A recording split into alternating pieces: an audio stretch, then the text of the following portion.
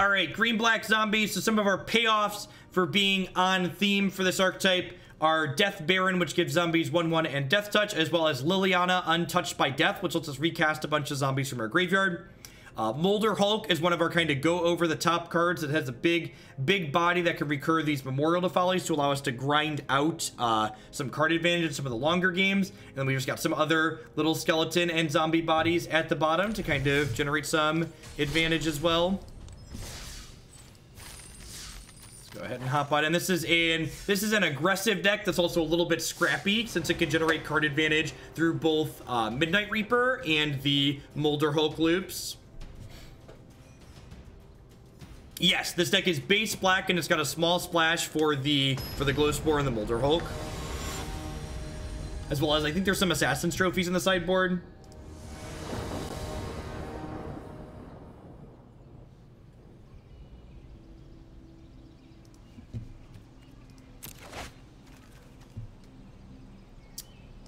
Easy mulligan. Reluctant keep. I think I keep this because if I hit the second land, Glowspore helps me find the third.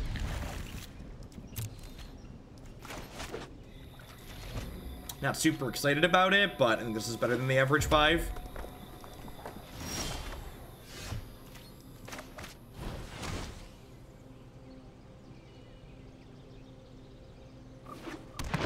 Flip 3 lands into the bin here and be sad.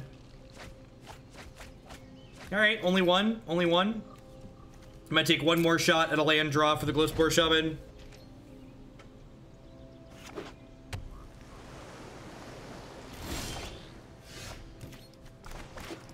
I guess this is kind of similar to Nassif's. How many archetypes would you say are top tier and competitive?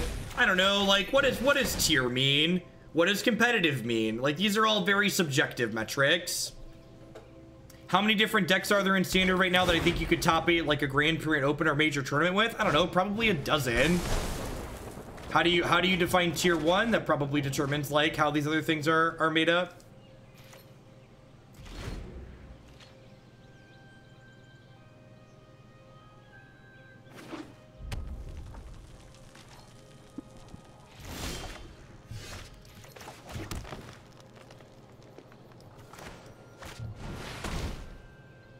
Yeah, there's like 3 different blue-red Drake decks. There's Phoenix builds, there's non-Phoenix builds. Like, how are we differentiating, etc., etc.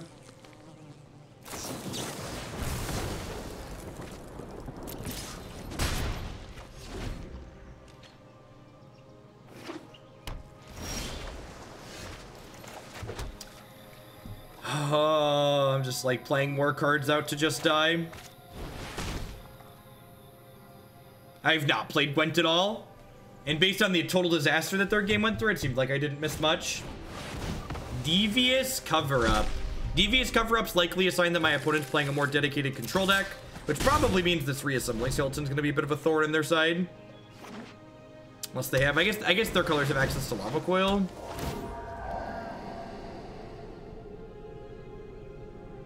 Believe it or not, I've never seen this Magic card before.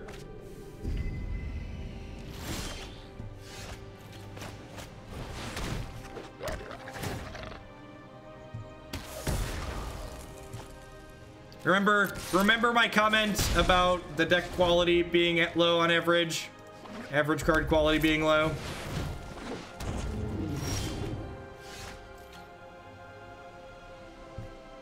Alright, I might not have an answer to that one. Average card quality low, have a Dragon Hogland.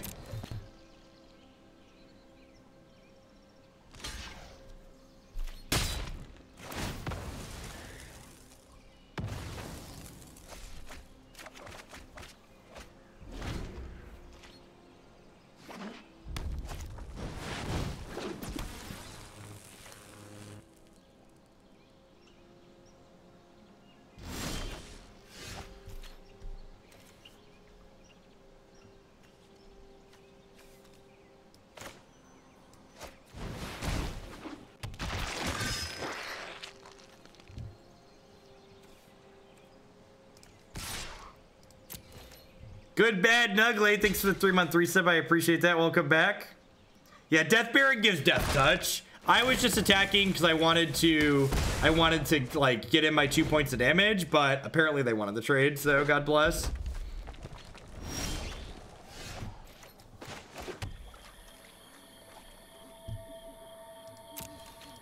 And again, like this, it's just like, it isn't super exciting to like, in my opinion, it's not exciting for me to like beat up a deck that just like the player's new and less experienced than I am. Just like, hey, Hurly Burly, thanks for the biddies. I appreciate it. I really don't need to land on top of my deck, so I'm going to decline here. And I personally would prefer, you know, to play against more experienced players with higher average card quality in their deck, but it's just like not an option that I have. These things are 2/2s with Death Touch too.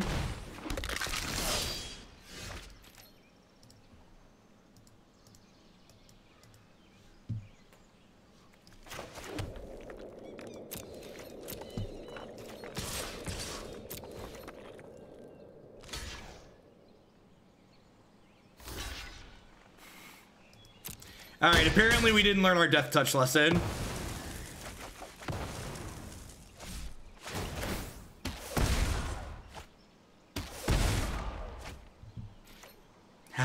How many times do I have to teach you this lesson, old man?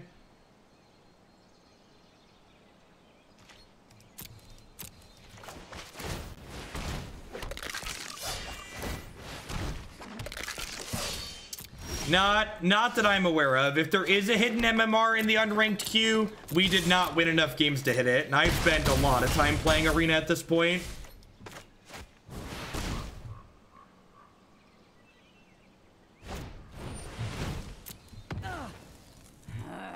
Typical. She's so angry. Typical.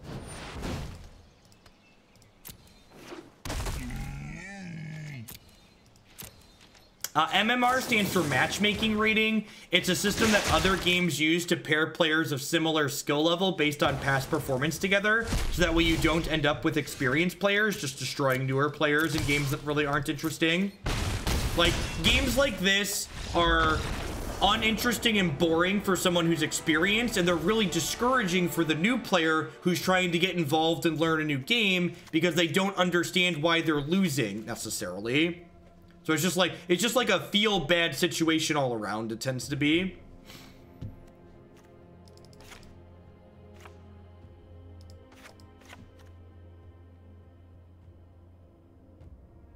I'm gonna bring in Plaguecrafter and Extra Chupacabra and the Harpooners. I guess I'm gonna bring in Duress. I'm in a constructed event. This is a constructed event. We've been playing constructed events all night. We stopped playing in the unranked queue because the match quality there was really low, but the low match quality has followed us into the constructed event as well.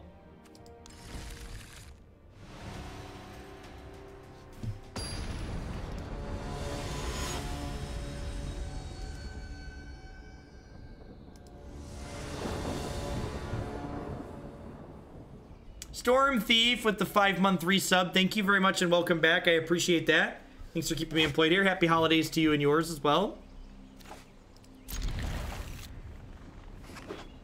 That's really not true, Oberon. We went through we went through an entire one of these events not even 20 minutes ago and hit like random cards I own decks through the end of the tournament.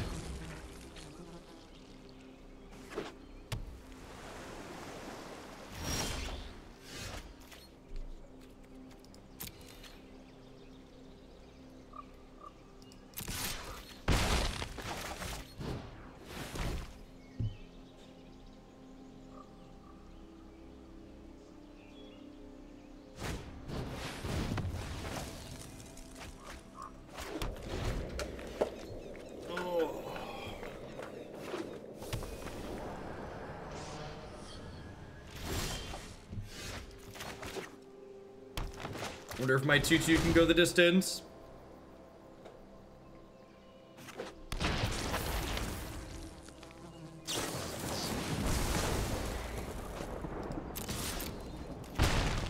I want us to lose to their dragons, right? I mean, to be fair, if they'd have made better blocks, they probably would have dumpstered us last game.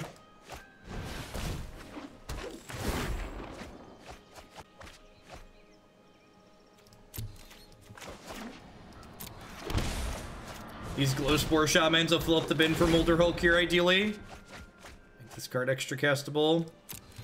This is down to costing 5, so I'll be able to Molderhulk next turn. And Glowspore Shaman milled over Memorial to Folly, so Molderhulk will be able to pick that back up, which is nice.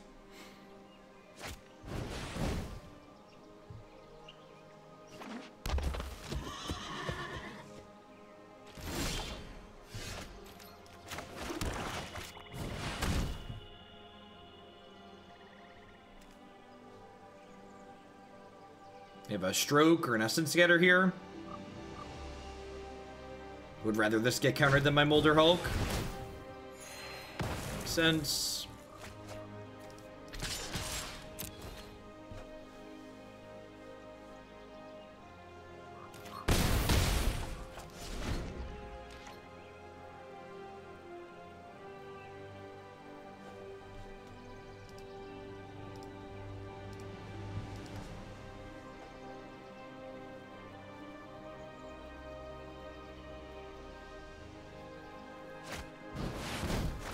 So my 6/6 is going to resolve next turn. That's nice.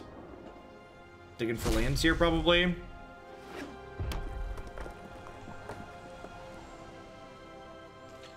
I held back Diregraf Ghoul because it's a free block for them. I guess it's a free attack too.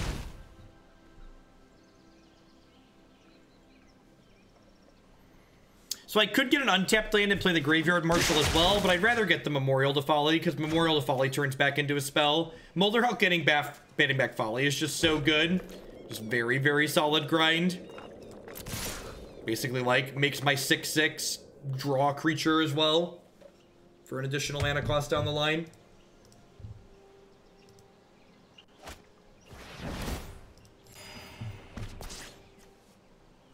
Switch the power and toughness of target creature until end of turn. Alright. I think Gruesome Menagerie would work here. In my experience, Gruesome Menagerie is not very good. Just like the average cards you're getting back is worse than just like having Molderhulk in your deck.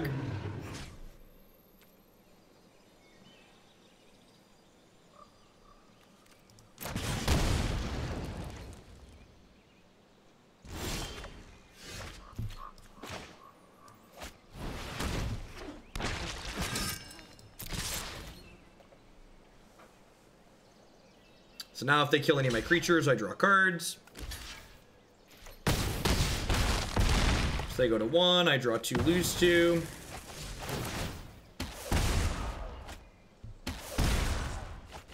Was that a good draw? I think that was a good draw.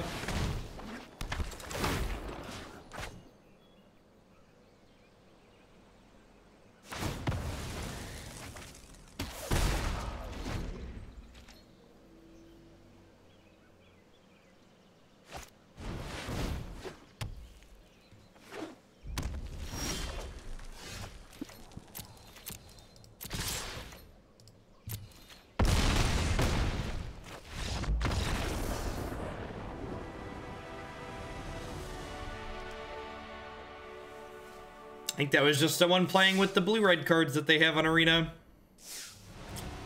Yeah, it's obviously a new player. They probably are new to both Magic and Arena. And like I said, I don't blame them at all. I blame Magic Arena for that player ending up in the same queue as me. In my opinion, that's a failure on Arena's part, that those players can end up in queues in the same place that I am. I think that's on the application.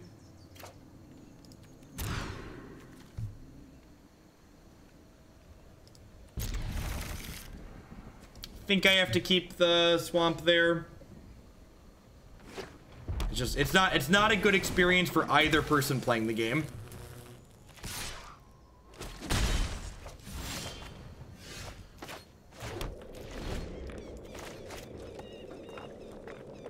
If a card gets stuck on the screen via the overlay, you'll want to refresh your browser page to clear the overlay out, or toggle the overlay off and then back on again. Good evening, Particle. Perfect. All right, let's do this. Let's do this. Get to curve out into our Chupacabra here, ideally. Nice. Next turn, get to go Skeleton plus tapped land and Chupacabra the next turn.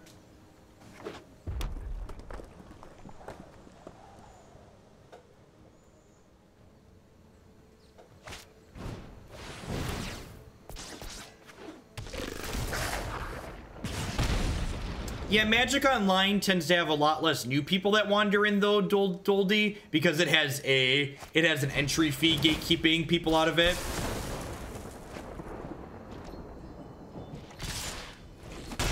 So here's why your argument is a garbage tier awful thing that I shouldn't even have to address, Opti. Saying this bad thing that's a negative experience happens in this other place as well, that doesn't make it any less of a shitty experience. Saying like it's bad and it happens over here, so the fact that it happens here as well isn't a big deal, that's nonsense. You shouldn't even bring that up. You're right. I could get paired into someone who has no idea what's going on and is playing with cards they own at FNM too. I don't show up to FNM, and that's part of the reason why. It's hard to get meaningful matches of Magic there. And just because those things can happen there doesn't make it okay to happen in this place where you could make sure it doesn't happen.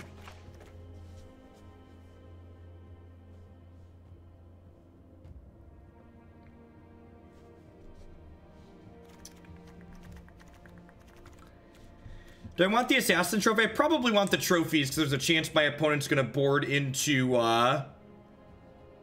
there's a chance my opponent's going to board into...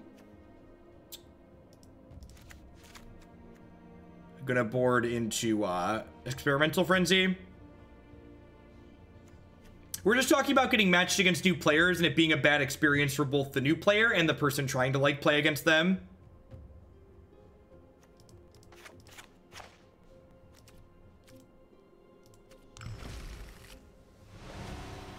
And this whole issue is just like easily solved by like having there be a best of 3 ladder, right? Like a ladder system in and of itself fixes that, right? Because players who are new, who are just playing with cards they own, aren't going to really be high up on the ladder where I'm going to end up at after I've played for a day or two. Whereas like here, when I'm playing in these events, I'm just sitting here spinning my tires, right? Like I'm never going to be able to get away from the new players because the events have no progression. There's no way for me to get out of it. If that makes sense. Yes, having a ranked ladder addresses these things. This issue that we're having is only happening because they got rid of the best of 3 ladder.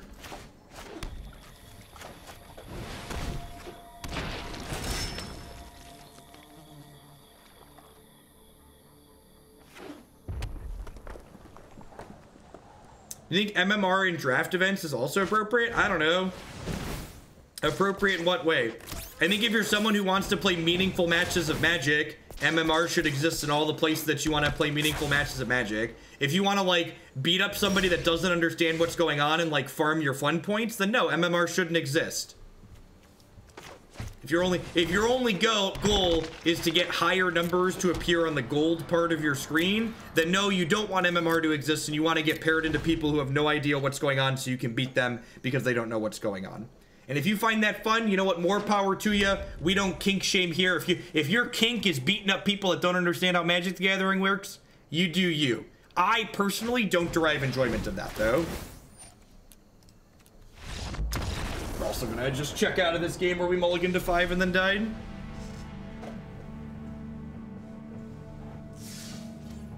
We did at least, hey, Magic Arena heard our complaints, and that was a real deck we played against, right? That was red aggro. It's like probably the most real thing we've played in the last dozen matches.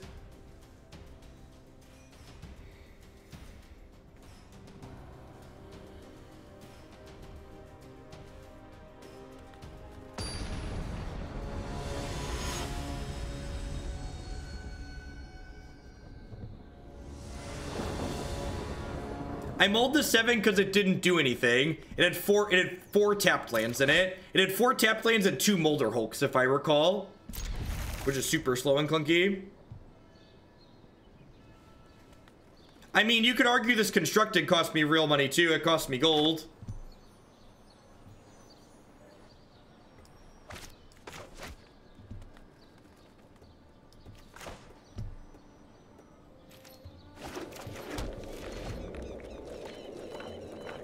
It's obviously a fair practice, a fair and a practice format with meaningful prizes. Obviously, it doesn't exist, and the prize in those events are wash mode. If you're playing Magic for EV, you're doing. I agree.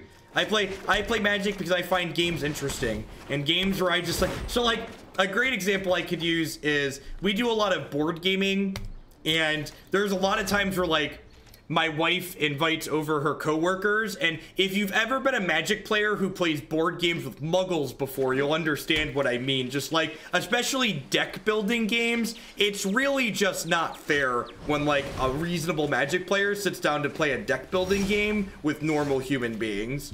And you just like understand how to like build decks, right? And like you see this combination of cards go in front of you, you're like, oh, these are the synergies, and I need to do this, and I'm going to optimize that while minimizing this. And then at the end of the game, you're like, let's count scores. You're just like, let's just y'all count, and I'll just worry about myself.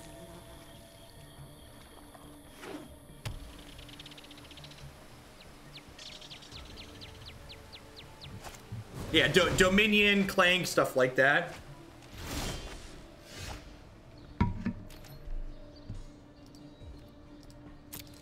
And that's not an insult, you know. It's like, you know, that's like saying, you know, the carpenter's better at building a house than I am, right? They have a bunch of experience doing it. Like, people who play a bunch of Magic are going to be more inclined to be good at deck building games because they built a bunch of decks because they play Magic.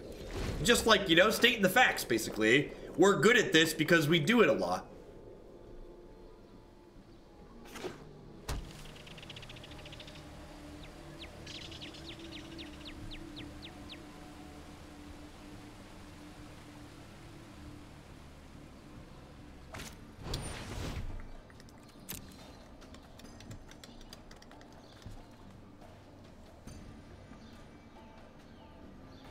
When I remember cards in Rummy games, we have a house rule at my house that when we play, there's something that board game designers love to do that as a competitive card game player I absolutely hate, is board game creators love to take information that was once public and make it private because it adds strategy. It's like, no, making me memorize that my opponent has 3 points hidden in their little pouch isn't strategy. It's tedious and it's homework.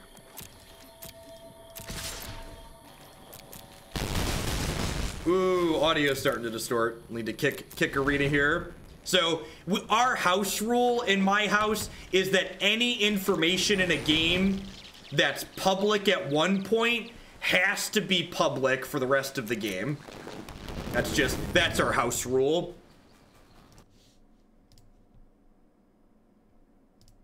I'm gonna turn off the game sound here for a hot second while I finish this game.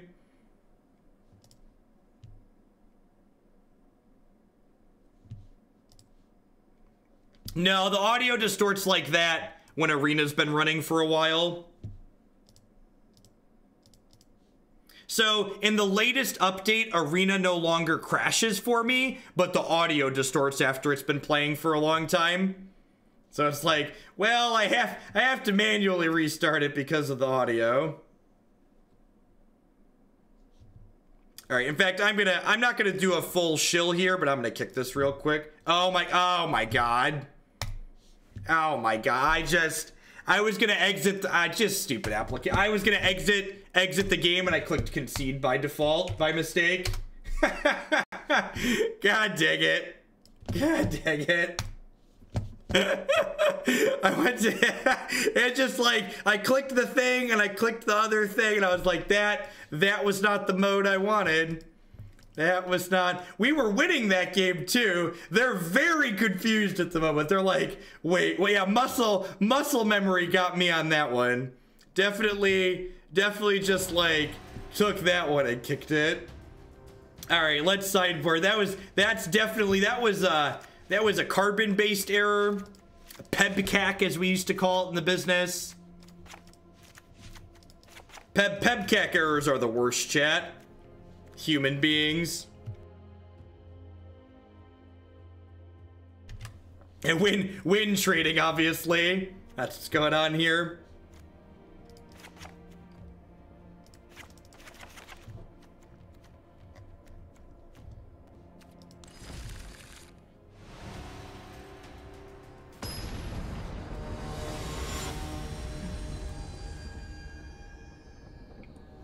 Here's a real question for all of the IT support out there.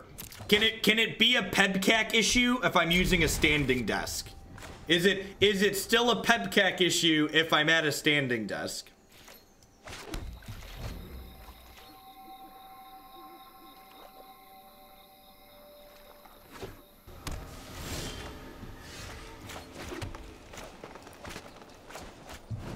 Pebcac, problem exists between keyboard and chair.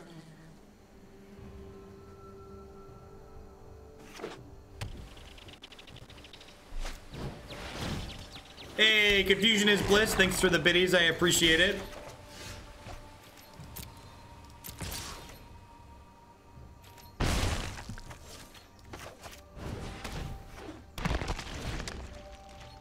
And now that I mistakenly conceded here, we'll have to play some extra matches after this constructed event's done. Maybe we'll have better beats in the... Well, I guess this is the second real deck in a row. Kind of a tilt, right? Just like mistakenly conceded trying to restart when we finally hit a real deck.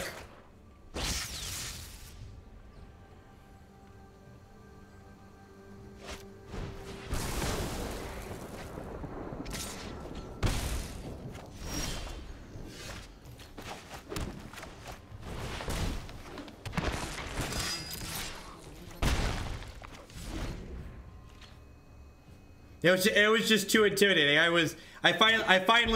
like the dog that finally caught the car, right? I finally have everything I've always wanted, and I just have no idea what to do with it.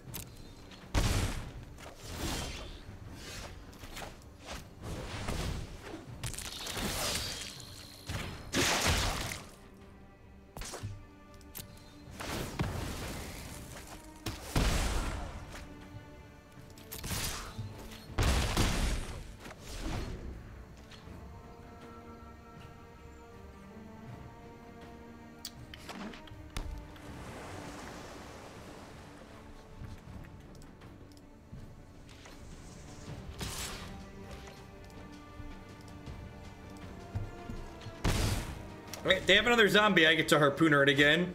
Yeah, Harpooner's really good in this matchup, but like, Harpooner with Midnight Reaper is just so fantastic. They're two great flavors that taste good together. Rude. Swamp, please. Swamp, please. Well, it's a Temple of Tilt, but it's better than nothing.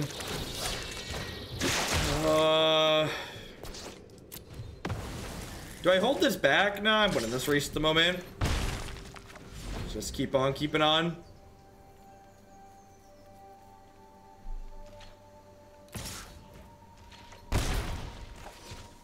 They're through two drakes. Sure. It's a lot of Electromancers.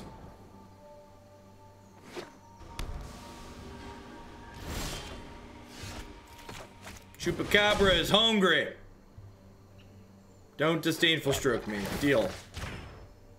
I think I'm actually gonna leave both of these back so that way they can make my Molderhulk cheaper.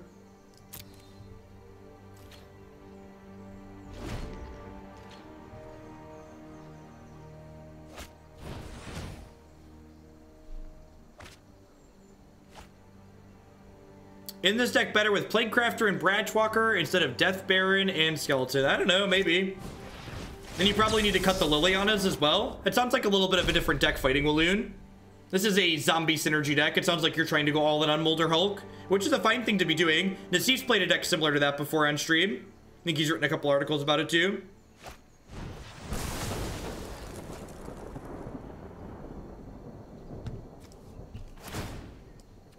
Nothing wrong with wanting to do something a little different. So we're going down to 6 here. Alright, Trophy can kill the bird.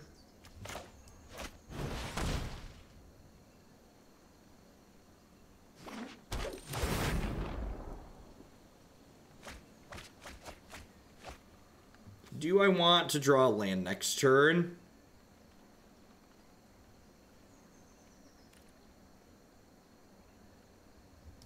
I don't think so, because this is a 2 now, right? Yeah, so I'm gonna do this and grab my swamp back.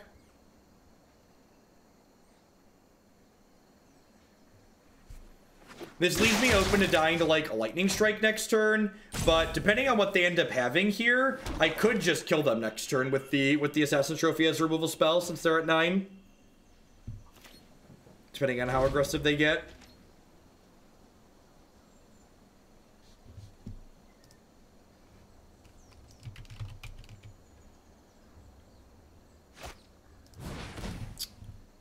No, Techline, your stream just hasn't updated. If you've been watching the stream all day, it doesn't always refresh for you.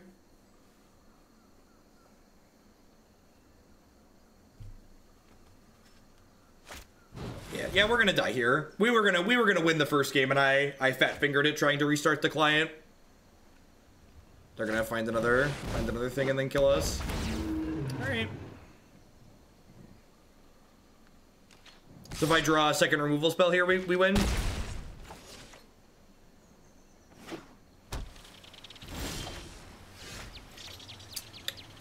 That one's not good enough, unfortunately. We need one more mana. That's unfortunate.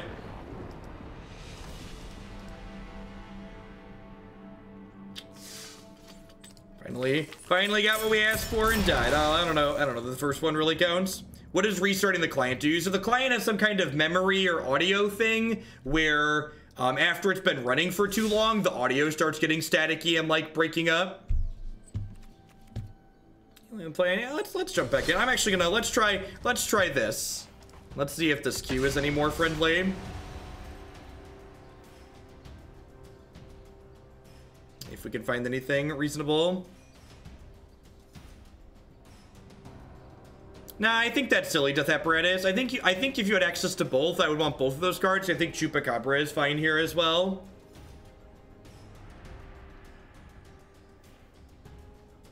I think having a mix of removal is fine. I don't think the Drake's deck is popular enough to warrant playing 4 Harpooners. I think that's overboarding for one really narrow matchup. This format's got a lot of decks in it, so like devoting 4 sideboard slots to one really narrow matchup isn't very smart deck building, I don't think. That's fine. Triple Glowspore Shaman help us hit some land drops, probably power up the Molderhulk. Get to that pretty quickly.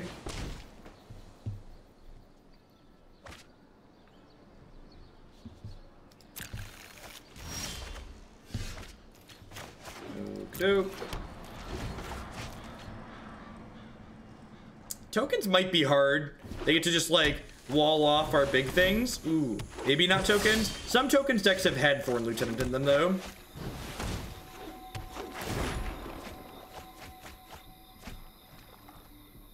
I'm gonna decline for now. I can always get a land again later with one of these. If it looks like we're gonna miss our 4th.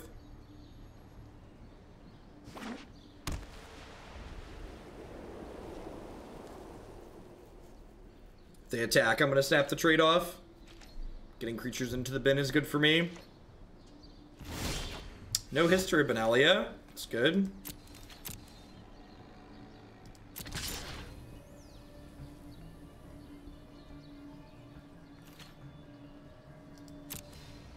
Reassembling Skeleton might give us some game there to be able to like poke in constantly, but they go over the top pretty big with the March into Flower Flourish. I'm just gonna go ahead and decline again here. I've already got plenty of land drops lined up. We're just flipping things into the bin so this Molderhulk can get a little bit cheaper for us. Do we have a Shalai? Venerated locks it on. Okay. So one of these two needs to hit at least one creature to... Perfect. Decline. So it says 4, so I can go ahead and exile this and then attack for 6. Looks like they are playing tokens, but their hand's kind of bad.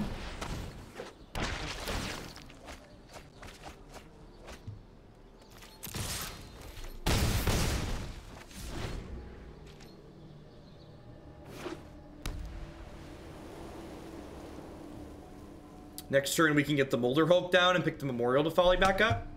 And then what goodies have we put in here? We've got a Ravenous Chupacabra and a Midnight Reaper that we could pick up to get a little aggressive with. This is probably a March turn, if I had to guess. probably gonna see them march and then eat my 3/1s. I think this is where the game becomes difficult to impossible for us.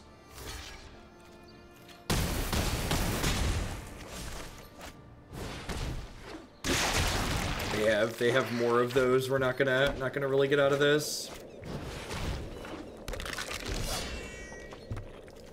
We didn't flip over another Hulk in here, right? We did actually. Sweet.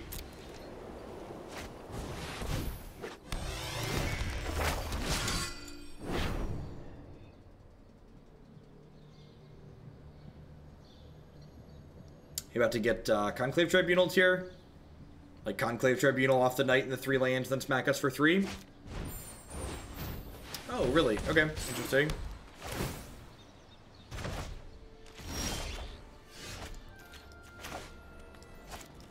Put this into play tapped, no reason to attack my 1/1s into their 2/2. We'll pass the turn. I'm not playing the Stitcher Supplier because I want to use the Memorial to Folly to pick up my other Molderhulk. I didn't say anything. I didn't say what your experience would be like. I told you what my experience so far tonight had been like. I would love to play against 5-tiered decks in the constructed event. That's what I would like to have happen.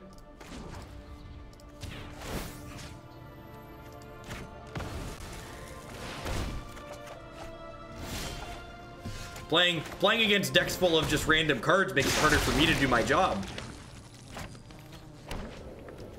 Harder for me to tell people what their decks seem good, bad, or otherwise with if they just don't really know what we're doing.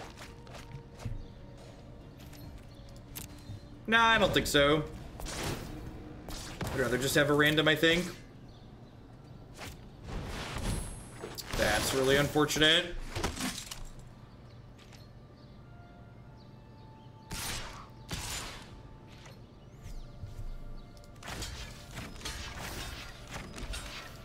I think we're probably just dead here at this point, right?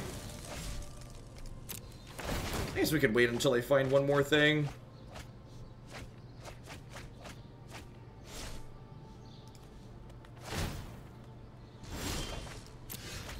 I guess I can Folly back the... I guess I could Folly back the Chupacabra and Chupacabra the Tristani Discordant.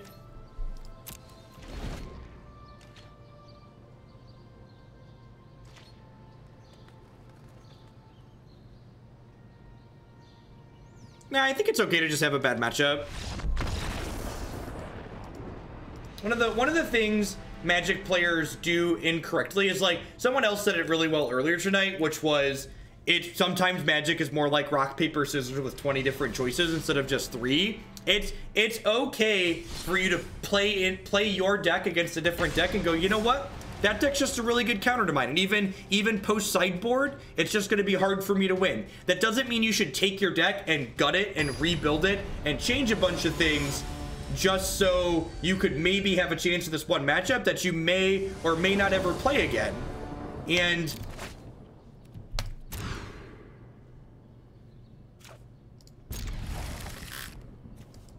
doesn't do anything yet.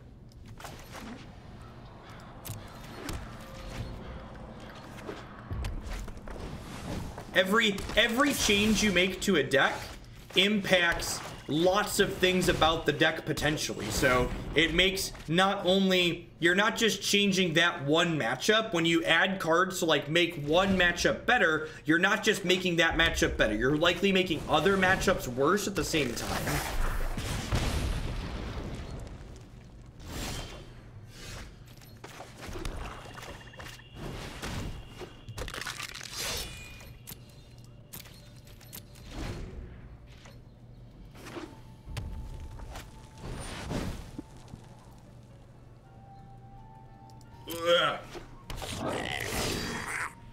The zombies deck has not been kind so far tonight.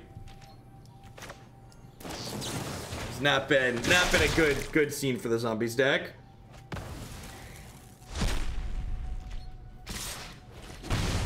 I think we would have won the Drakes matchup if I hadn't messed up my clicking, but the rest of these have just been a little rough for us.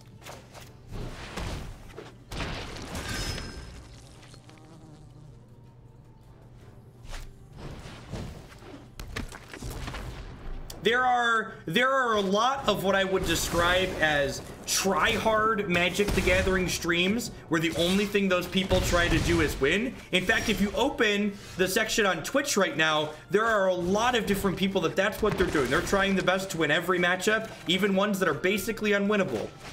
This isn't one of those channels.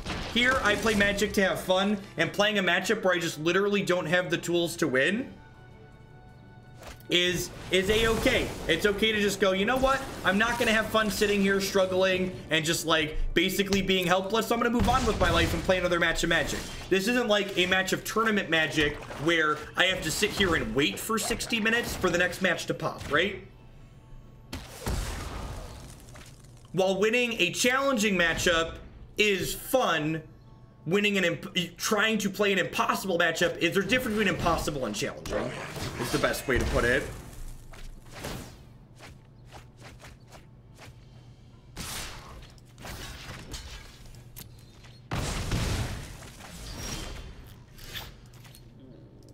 Oop, that's the wrong one. Can I get the buttons right?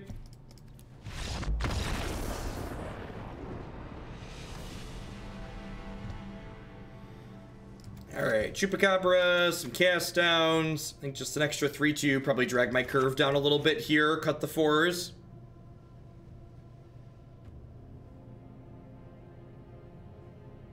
I don't know where any of the buttons are, Cookie Lord. It's all... Everything's weird, okay? Stop it, babe. I'm gonna cut the Glowspore Shamans because they just get railed by the what's it called? Goblin Chain Whirler. Is that an Afterglow headset? Oh, this is some random cheap USB headset. The audio quality from my microphone is not coming out of the headset. The headset is just to listen to game noises. Thomas McCoy, thank you very much for the brand new Prime support. I know there's a lot of great people making a lot of great stuff on Twitch. Thanks for supporting mine this month with that.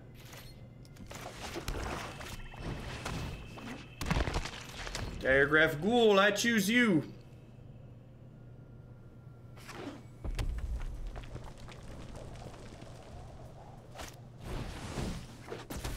My 1 mana card's bigger than your 1 mana card. This hand gets stonewalled by a 2-3. Good thing there aren't any 2-3s in my opponent's deck. How do you... Here's a useful thought, Tiki Man. What constructive or useful thing do you accomplish by making that statement? Why is saying that helpful or useful to the stream or to Magic in general?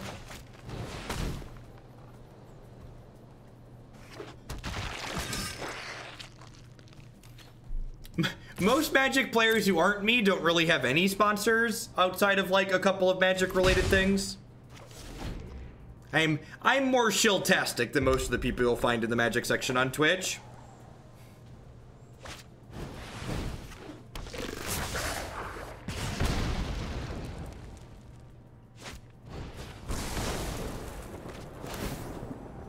Probably should have left the Reassembling Skeleton back. Attacking with it was a little aggressive. Like, getting 1 pointed on them wasn't really worth the downside of my Reaper dying.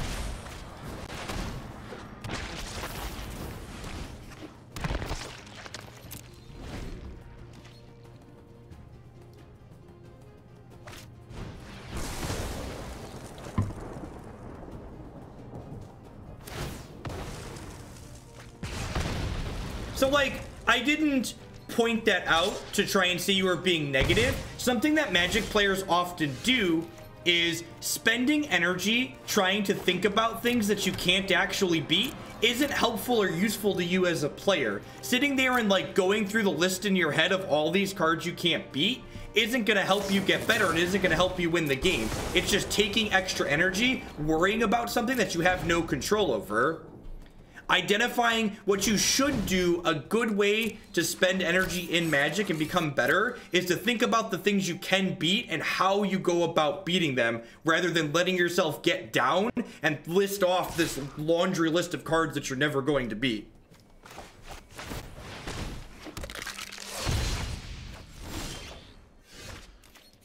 They are reworking the vault. They announced that they're reworking the vault. They didn't give a good timeline. How did you get your collection on Arena? Did you just buy a bunch of packs? Yep, you just buy a bunch of packs. Buying packs is the only way to get cards on Arena.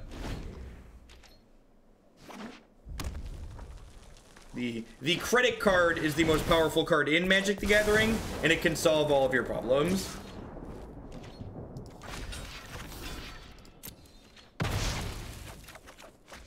When would you say you turn off that function? There are only 2 reasons to turn off the auto tapper. 1, because you're an idiot. 2, because you're afraid of change. Those are the 2 instances in which you should turn off the auto tapper. All right, so here, look, because for instance, my auto tapper is still on, and let's decide I want to manually tap my lands for some reason. I can still click on my lands down here and manually tap them. So the auto tapper being on doesn't prevent me from manually tapping my lands should I need to. The auto tapper also tells you what it's going to do before it does it. The auto tapper tells you what it's going to do before it does it. The auto tapper can never surprise you unless you're not paying attention. They have 2 of these. Vomit. Yeah, well, the mono-colored players who manually tap are just like the most tilting thing on the face of the planet. Mono-white manually tapping. Woof. The auto tapper is one of the best things about Magic Arena, and it's just, I can't, the people that don't use it just blow my mind. We had a rough run tonight with this. I think we likely would have beat the Drake's deck if I hadn't made the huge mistake of conceding when I was trying to restart the client. I think there's a good chance that the people in chat that were suggesting the core of what this deck is doing is probably worse than Gabriel Nassif's Black-Green Undergrowth deck that he's worked on a bunch. I think that there's probably some truth to that. The most powerful engine this deck has going on in it is the Molderhulk engine, and this was just kind of a sweet theme-based deck around the idea of playing a bunch of zombies that we worked on very early in the format, and then we slowly moved more and more towards the Molderhulk. So just like building what's basically a good black-green mid-range core that happens to play Molderhulk is probably the correct direction to take this in. And that happens a lot in standard formats or Magic in general. Like, you get this kind of neat idea and you find this powerful synergy, and then as the format ages and matures, like has more people work on, especially people smarter than me like Nassif. Nassif's in the Hall of Fame for a reason. They figure out those little details and the best places to put these powerful complaints into.